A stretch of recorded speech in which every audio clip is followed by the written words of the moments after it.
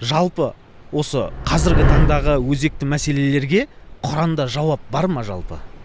Қазіргі көптеген мәселелер, қоғамда болып жатқан нәрселер, қоғамда актуальный нәрселер, адамдарға ушықтырып жатқан нәрселер, бүкіл нәрселердің Құранда жауабы бар. Өйткені сіздерге бір қызықты бір әңгіме айтып берейін. Баяғыда бір адам діндар адамнан бір сұрақ қояды. Сен діндарсың ғой дейді. Сен дінді білесің, Құранды білесің.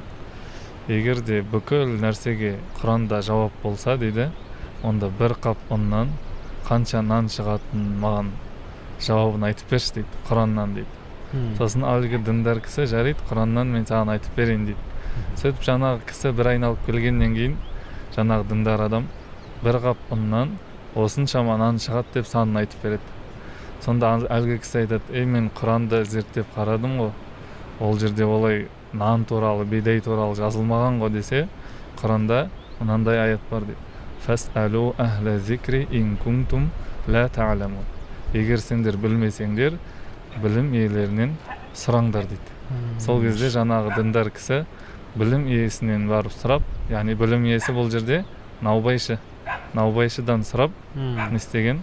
Сол бір қап ұннан қанша нан шығатынын айтып берген жаңағы кісіге. Сонда бұл жерде Құранның жаңағы әлгі адамның қандай сұрақ қойғанына байланысты Құран не істеп тұр?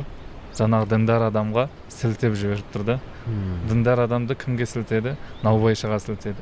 Өйткені әхлә зикри деген білім иесі бұл жерде нан пісіретін наубайшы. Енді дәл осылай бүкіл қандай да бір сұрақтар болса, бүкіл сұрақтың жауабын Құраннан таба аламыз.